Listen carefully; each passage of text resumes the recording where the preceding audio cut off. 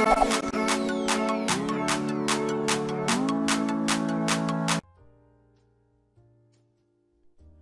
datang kembali di mata kuliah online atau materi algoritma pemrograman. Kita masih ada di bab mengenai data type bagian ketiga atau bagian terakhir. Bagi yang belum melihat video sebelumnya, silakan dicek di playlist. Di bagian pertama, saya menjelaskan pemahaman dasar dari tipe data dan primitif data type yang pertama yaitu integer. Kemudian saya lanjutkan di bagian kedua, ada tipe data floating point, desimal, boolean, dan karakter. Sekarang kita lanjutkan ke berikutnya, bahwa pada saat sudah didefinisikan di awal ya tipe data tadi, maka kita akan mendeskripsikan tipe data tadi ke dalam variabel. Ya, khususnya untuk yang karakter ya, pada saat itu statik, maka ya kalau kita gambar gitu ya di memori internal, maka biasanya di kotak-kotak seperti ini. Jadi ada static string, kemudian berapa panjangnya, ada kotak-kotaknya begitu. Kalau 7 ya 7 kotak gitu dibagi-bagi. Ini secara konseptual ya, bukan secara real. Ya, kemudian alamatnya ada di mana? Ya, itu nanti akan dipetakan. Mungkin kalau Anda yang di informatika atau di teknik ya, kemudian belajar mengenai arsitektur komputer, nah itu nanti akan ditunjukkan apa yang dimaksud dengan address ya. Oh, di sini beda ruang lingkup ya. Sedangkan untuk yang dynamic, nah biasanya akan dilihat dulu berapa panjang maksimumnya, maksimum lengthnya, kemudian berapa panjang sekarang yang sedang di assign atau sedang dimasukkan. Misalnya panjang maksimumnya 10, kemudian data yang dimasukkan 3, seperti tadi Ali begitu ya, maka dia akan melakukan limitation atau pembatasan ya, berarti isinya cuma 3. Nah begitu, baru kemudian ditunjukkan ke address yang dimaksud ya. Address di sini alamat hardware ya, jadi ada kodenya khusus dan ya sebenarnya nanti jadi panjang kalau saya jelaskan di sini begitu, karena bukan ruang lingkupnya saat ini ya, karena ini tujuannya untuk pemula. Kalau dijelaskan juga nanti jadi overloaded ya informasinya. Kemudian ada tipe data enumeration atau enumerasi. Nah, ini tidak semua bahasa pemrograman memiliki tipe data ini. Makanya ini sudah tidak lagi termasuk dalam primitive data type. Kalau yang tadi, yang sebelumnya karakter sampai dengan integer itu primitif. Hampir semuanya memiliki tipe data seperti tadi, hanya mungkin istilahnya yang berbeda-beda, sintaksisnya yang berbeda-beda. Tapi kalau enumeration ini tidak semua bahasa pemrograman memiliki tipe data enumeration. Enumeration ini agak sulit sebenarnya untuk didefinisikan dan tidak banyak programmer, khususnya programmer pemula yang menggunakan tipe data ini. Ya, jadi kita mendefinisikan sendiri. All possible value which are named constant are provided in the definition. Jadi kita mendefinisikan sendiri dan membuat sendiri.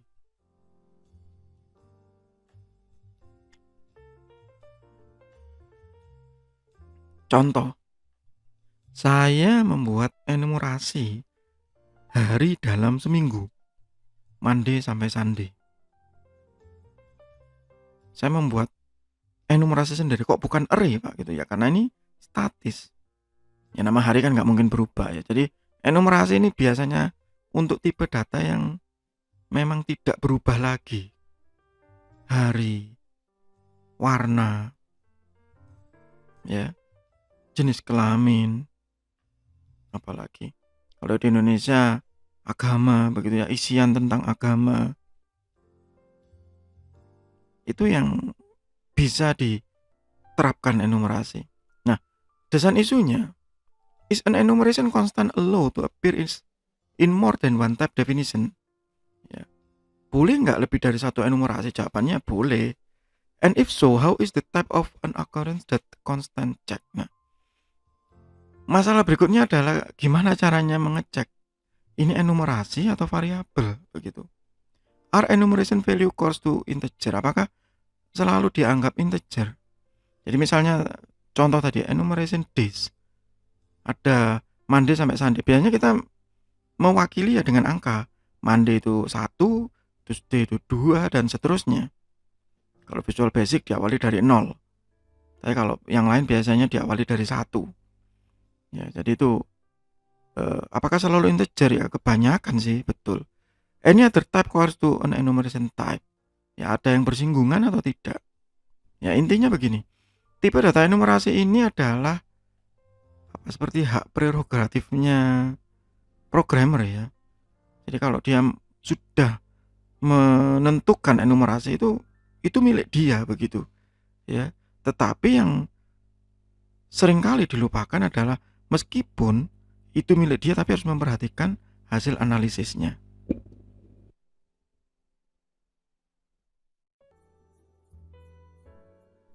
Yang terakhir adalah tipe data array. Bagi Anda yang masih mendapatkan mata kuliah struktur data, array ini adalah komponen yang paling penting. Ya, dan sebenarnya ini sangat penting ya. Meskipun terlihat sederhana, kenyataannya kalau secara teori itu masih banyak yang bingung. Apalagi kalau sudah multidimensi ya. An array is an aggregate of homogeneous data element in which an individual element is identified by its position in the aggregate relative to the first element. Jadi array ini semacam himpunan data yang homogen, yang sama. Jadi himpunan data integer. Nah itu. Himpunan data karakter. Himpunan data desimal. Himpunan data integer 1,9, 7,6, 5, 12. Nah itu himpunan data integer. Jadi 1, 9, 7, ya 12 itu semua kan sama. Ya, tapi kalau misalnya begini, 1, kemudian 2,5, kemudian 3, kemudian 4,75. Apakah itu homogen? Mungkin homogen desimal. Nah, karena meskipun bulat kan ya itu sebenarnya desimal juga. Tapi 1,00. Nah, misalnya begitu. Ya. Nah, identifikasinya adalah posisi. Jadi angka 2,5 itu ada di urutan keberapa? Oh, dia ada di urutan ke-4. Berarti dia indeksnya 4. Nah, itu array. Oh ya, angka relatif dari array ini biasanya diawali dari angka 1. Yang nyeleneh itu Visual Basic ya, dia diawali dari angka 0. Indexing, nah itu tadi yang saya sebut ya, pengurutan tadi, or subscribing ya, is a mapping from index to element. Jadi sudah. Nah, biasanya di bahasa pemrograman ya deklarasinya adalah nama array-nya, array name, kemudian dalam kurung berapa jumlah data yang di dalam himpunan tersebut atau dalam array tersebut. Ada yang bersifat dinamis, jadi bisa diberikan secara dinamis, ada yang bersifat statis. Jadi misalnya sudah didefinisikan 10 ya, maksimal 10. Begitu. Nah, array ini sebenarnya panjang rentetannya. Jadi ada array yang memang dinamis ya, ada yang sangat dinamis, array yang bisa dipecah-pecah. Ya, sederhananya seperti itu. Ya, atau biasa disebut pointer. Nah, ini kalau Anda yang di struktur data, nah biasanya itu banyak mahasiswa yang kemudian ya termasuk saya dulu juga begitu. Ngomel kalau sudah diajari pointer, buat apa ya saya belajar pointer ini, nah gitu. Toh sekarang kalau kita di bahasa pemrograman yang sesungguhnya pointer ini nggak kepake ya, sebenarnya kepake sih. Tapi memang kasus untuk ya sistem informasi, untuk bisnis, untuk database itu jarang memang. Ya itu kenapa banyak yang apa ya, kalau bahasa Jawa wegah gitu ya, males untuk belajar pointer ataupun array begitu. Tapi ini penting. Array are almost always a contiguous block of memory. Jadi array ini bisa berbahaya. Biasanya orang ngomong stack overflow. Nah, begitu itu berarti tumpuannya sudah lebih gitu. Contiguous block of memory equal to the size needed to store the array. Jadi array yang gagal ya itu bisa mengakibatkan ya biasanya kita ketemu error stack overflow itu. We define a mapping function with translate the array index to the memory location. Ini urusan hardware ya.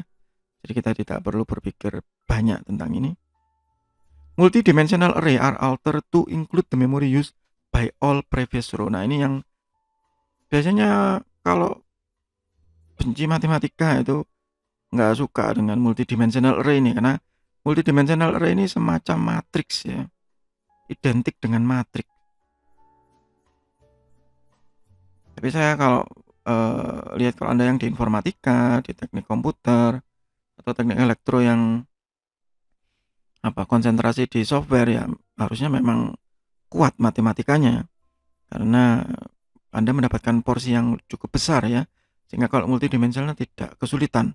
Tapi kalau Anda yang di sistem informasi yang porsi matematikanya lebih sedikit dan pada dasarnya Anda juga tidak terlalu suka dengan matematika, nah ini jadi masalah begitu.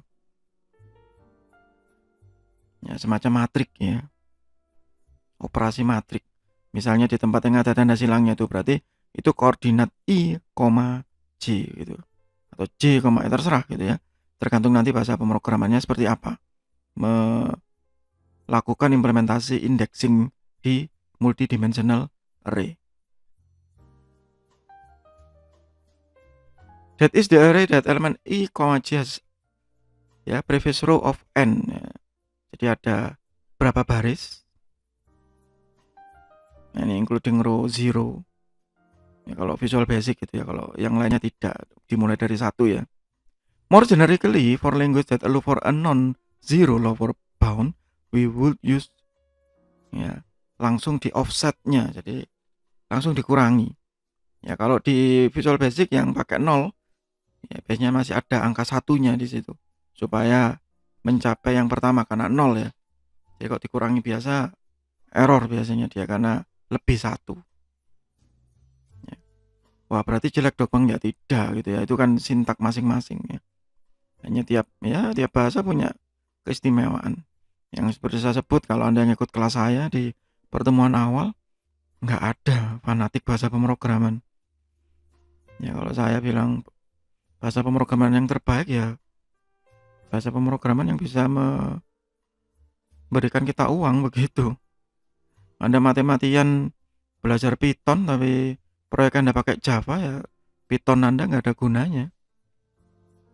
Ya, Anda belajar mati-matian C# tapi proyek Anda pakai VB, ya C# Anda nggak ada gunanya. Anda beradaptasi ke VB, sebaliknya juga begitu. Itu saja kalau saya. Ya, kita bersifat realistis ya. Dan kalau Anda mau berpindah-pindah bahasa pemrograman silakan. Kalau masih mahasiswa ya, silakan explore, belajar, menemukan passionnya ada di mana. Silakan menjadi spesialis di situ, ya. Sehingga posisinya akan terbalik nantinya, bahwa Anda yang menentukan, bukan customer yang menentukan. Anda menentukan karena Anda punya expertise di situ, Anda punya kepakaran di situ. Ya kalau array-nya dideskripsikan gitu ya, kalau itu string biasanya seperti ini. Jadi ada array, ada elemen type-nya apa tipenya, kemudian tipe indeksnya seperti apa, dinamis, statis, kemudian dicari lower bound, mana yang indeks terendahnya, ya biasanya 0 atau 1, kemudian berapa upper boundnya, berapa indeks maksimumnya, baru kemudian diarahkan ke address memori tertentu. Itu yang perlu diingat di tipe data. Sekali lagi, saya tidak menjelaskan secara detail float itu berapa jangkauannya, integer itu berapa, byte itu berapa, short itu berapa ya. Kenapa? Karena nanti di tiap bahasa pemrograman itu akan berbeda-beda. Kita tinggal lihat dokumentasi sekali lagi, tidak perlu dihafalkan. Ya kalau saya dulu ya saya cetak, saya tempel. Ya kalau Anda zaman sekarang enak tinggal googling. Ya kalau zaman saya dulu googling kemana? Ya nggak ada. Ya tempel. Supaya cepat begitu. Oh saya harus pakai apa ya untuk kasus ini? Integer atau float? Oh pakai ini. Integer yang mana? Integer biasa, small in, ya, atau big in. Nah misalnya. Oh yang ini karena saya nanti angkanya sampai sekian. Nah itu tipe data. Jadi tidak peduli Anda pakai bahasa pemrograman apa, konsepnya tetap sama. Ya, sama dengan kalau Anda mengendarai mobil itu ya. Itu yang biasanya saya analogikan. Anda nggak peduli mau mobil tahun berapapun, tipe apapun. Anda tahu itu persneling, letaknya di dekat kemudi, di samping, sama saja. Di jari ya kalau yang mobil balap sama saja. Fungsinya untuk apa? Nah itu loh. Oh kalau kita akselerasi lebih cepat, kita harus menaikkan. Oh kalau kita lebih pelan, kita harus menurunkan. Nah kan seperti itu sama.